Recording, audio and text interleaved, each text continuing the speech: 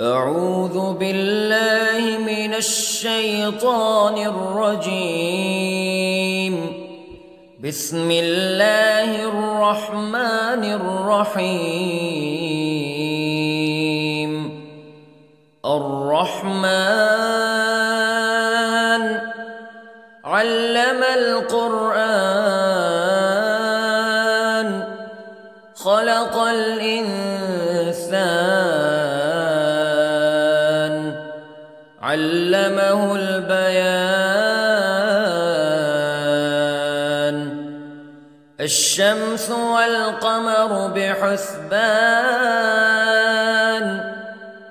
والنجم والشجر يسجدان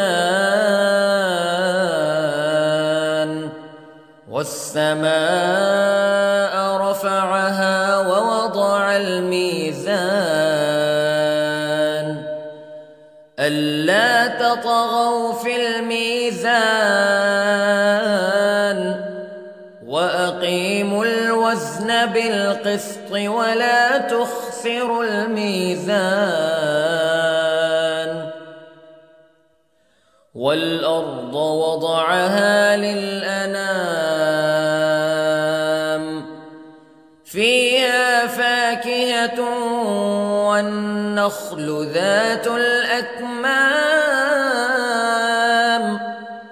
والحب ذو العصف والريحان فبأي آلاء ربكما تكذبان. خلق الإنسان من صلصال كالفخار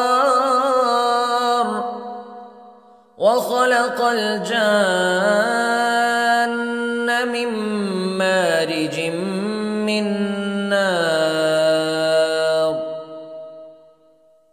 فبأي آلاء ربكما تكذبان. رب المشرقين ورب المغربين فبأي آلاء ربكما تكذبان. مرج البحرين يلتقيان بينهما برزخ لا يبغيان فبأي آلاء ربكما تكذبان. يخرج منهما اللؤلؤ والمرجان فبأي آلاء ربكما تكذبان. وله الجوار المنشآت في البحر كالأعلام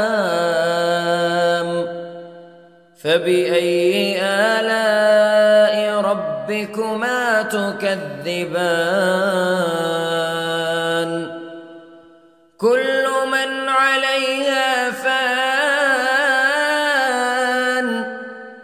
ويبقى وجه ربك ذو الجلال والإكرام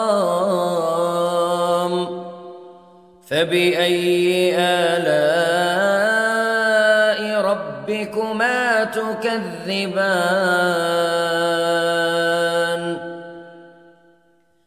يسأله من في السماوات والأرض كل يوم هو في شأن فبأي آلاء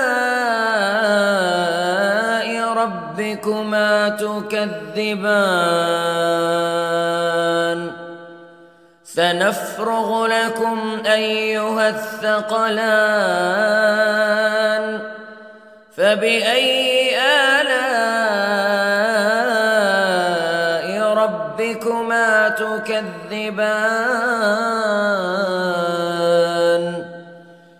يا معشر الجن والإنس استطعتم أن تنفذوا من أقطار السماوات والأرض فانفذوا لا تنفذون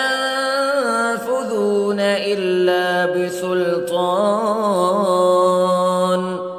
فبأي آلاء ربكما تكذبان يرسل عليكما شواظ من نار ونحاس فلا تنتصران فبأي آلاء ربكما تكذبان فإذا انشقت السماء فكانت وردة كالدهان فبأي آلاء ربكما تكذبان فيومئذ لا يسأل عن ذنبه إنس ولا جان فبأي آلاء ربكما تكذبان يعرف المجرمون بسيماهم فيؤخذ بالنواصي والأقدام فبأي آلاء ربكما تكذبان هذه جهنم التي يكذب بها المجرمون يطوفون بينها وبين حميم آن فبأي آلاء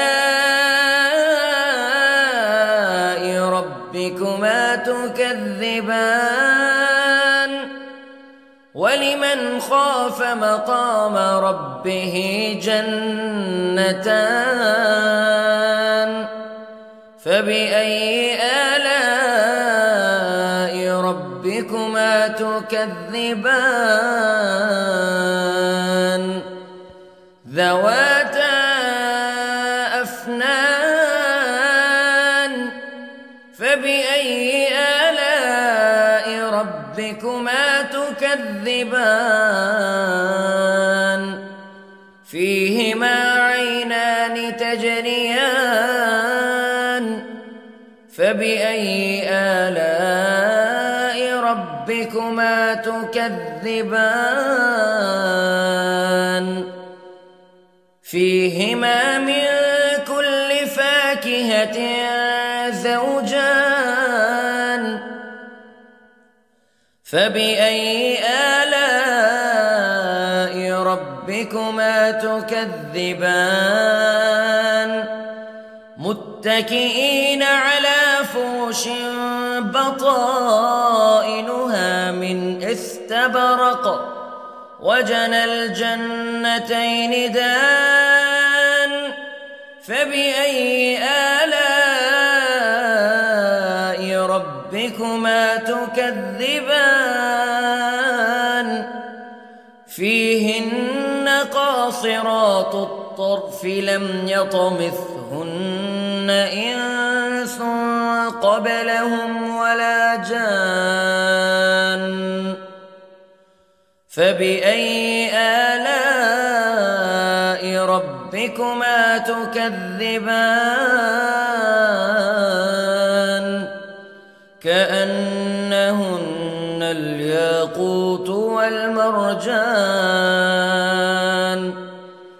فبأي آلاء